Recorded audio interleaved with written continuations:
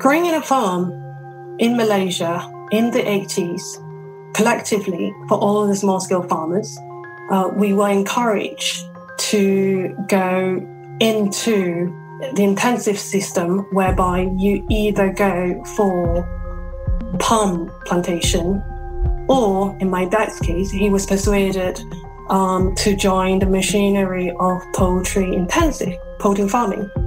For me, my experience, my memory as a very young child was that almost overnight, I was learning English by reading the labels of the agrochemical bottles that my dad was asked to buy. For Katherine Chong, industrialised farming changed her family's farm from one abundant in biodiversity and wildlife, growing over 30 types of fruit, raising chickens and livestock, to an industrialised one of multi-storey chicken barns and agrochemicals that was dependent on loans. Her family's neighbours were persuaded to do the same. It was when I was going to university that over the course of a couple of weeks, all of the poultry, all of the chicken died in our farm. And we became, my dad had to liquidate the farm, declare bankruptcy, and we became very, very poor, literally in the course of a few weeks. And certainly if I did not have the scholarship to go to university, then I would struggle to see how we could have escaped that lifelong of poverty, of destitute that was the reality that we were presented with. Welcome to the Circular Economy Show. In this series, we're heading into the archives of the Ellen MacArthur Foundation, circling back to conversations you might have missed the first time. I'm Pippa Shawley, and in today's episode, we're asking, is there a better way to produce our food?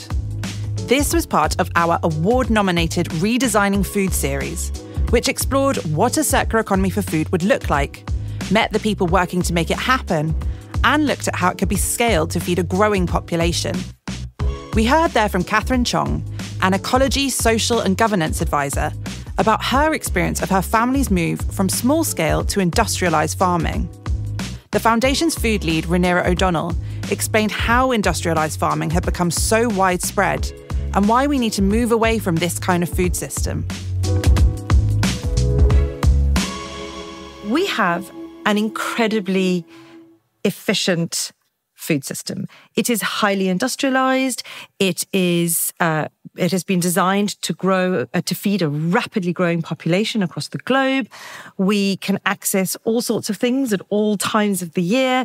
It's quite extractive. It is highly reliant on external inputs such as synthetic fertilizers, pesticides, and herbicides. So we've got a very efficient, highly industrialized, reliant on sort of single crop farming food system. As we know from Katherine's story, while this approach can generate high yields in the short term, it comes at a great cost, as Rhaenyra explains. We know that globally the way that we produce and consume food is responsible for a third of greenhouse gas emissions. That's a lot. It's a lot. And also for about half of human-induced biodiversity loss, which again, that's a massive impact on our natural environment. And so while the system is incredibly efficient at feeding a growing population, it is really not very effective at keeping our planet and our soils and our biodiversity healthy enough to continue feeding us in the long run. So it's a very extractive system.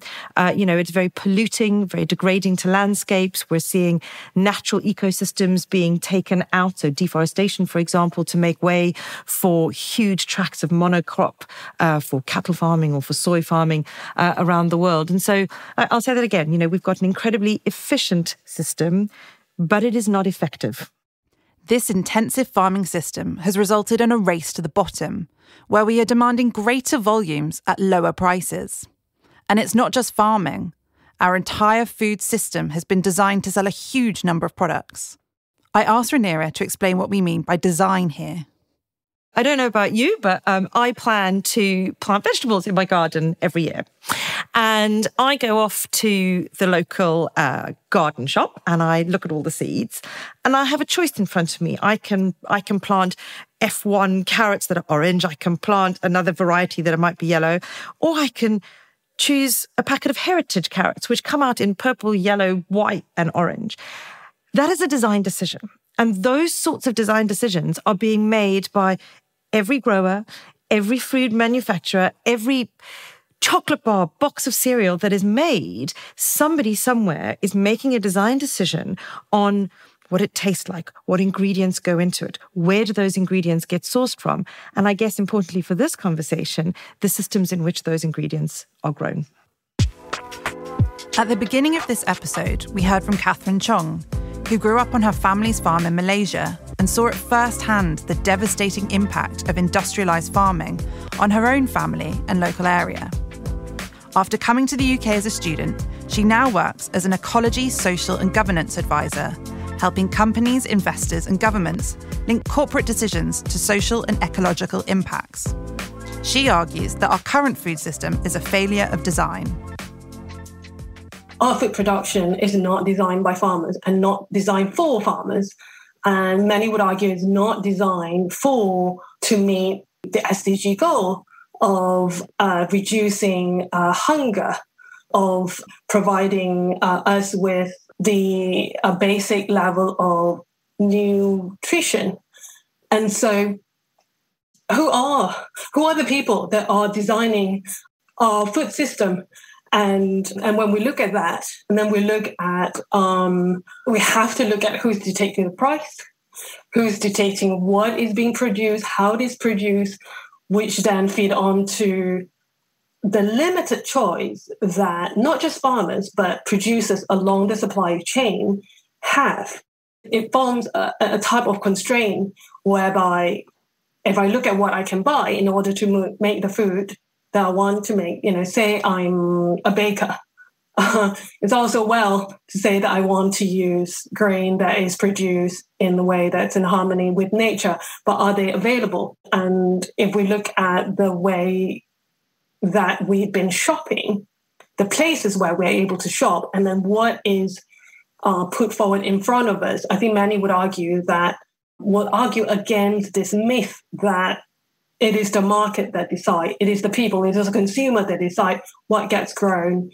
I argue that in many instances, in many parts of the world, it is the large manufacturers, the large retailers that tend to dictate what should be produced and at what price. And that is not to say that that is intrinsically wrong, but it does say that the decision-making is not democratic, decision-making is not equitable, and it does not always translate to, and definitely with an awareness of the environmental and social impact, but rather on who can get hold of what at the cheapest cost to make sure that maximizing shareholders is the immediate concern. So if the current system has been designed, can we design a better one? In 2021, the MacArthur Foundation launched the Big Food Redesign, offering a framework for circular design for food using the principles of a circular economy. Rhaenyra unpacks what that looks like when we think about ingredients. The framework really has 4 different parts to it. So underlying all of this is this need to move away from this kind of linear extractive farming model and to look to models of farming that regenerate soil health, that regenerate biodiversity, that bring back water quality and don't disturb air quality. So really thinking about how do we enable produce to be grown, and that's both crops and livestock. How do we enable produce to be grown in systems that are regenerative? So we're looking at regeneratively produced ingredients.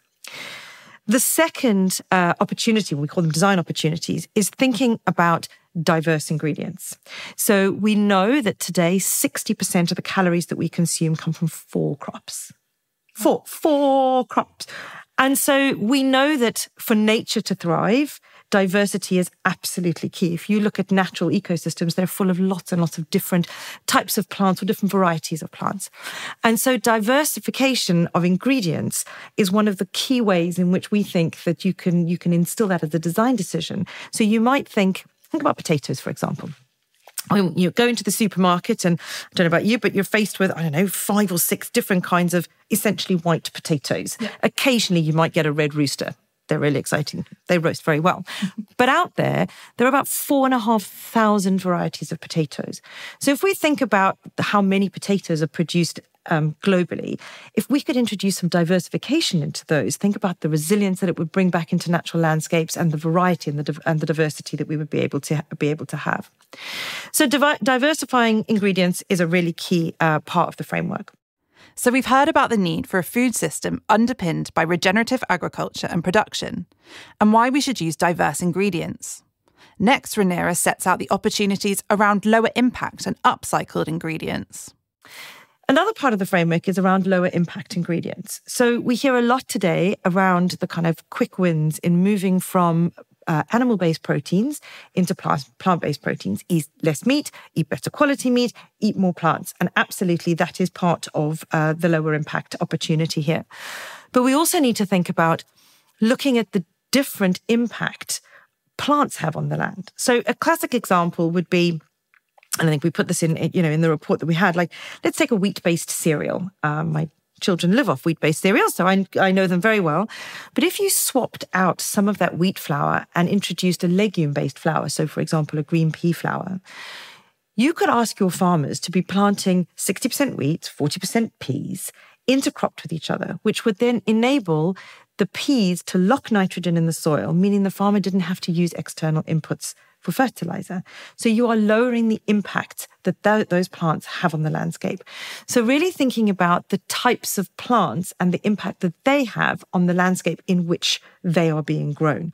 And some of that might actually be as simple as growing the right plant in the right geography, and that would lower the impact. The last opportunity is about upcycled ingredients. Now, eliminating waste is one of the key principles of the circular economy. And we hear a lot, again, around eliminating food loss and waste. But a lot of that is around once the food product has left the farm and has been made into something else. So we think about the supermarkets who are redistributing surplus food. We think about surplus food in the food production system and how that is used by other organizations.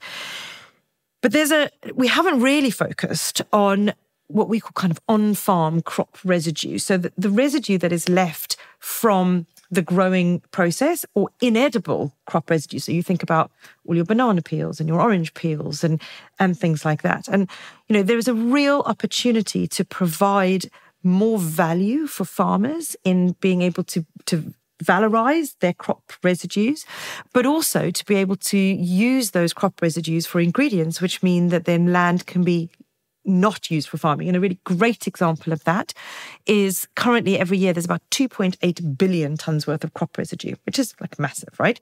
And if we used less than 1.5% of that and we took the sugars out of it, so we extracted sucrose, we could make glucose syrup, and that would cover the global requirement for glucose syrup, meaning that actually, huge tracts of land would not have to be planted for sugarcane, sugar beet, or corn for corn syrup to be able to produce glucose syrup. So again, thinking about how we can make best use, both financially and from a land perspective, of what is currently not being seen as either edible as what's currently being seen as waste.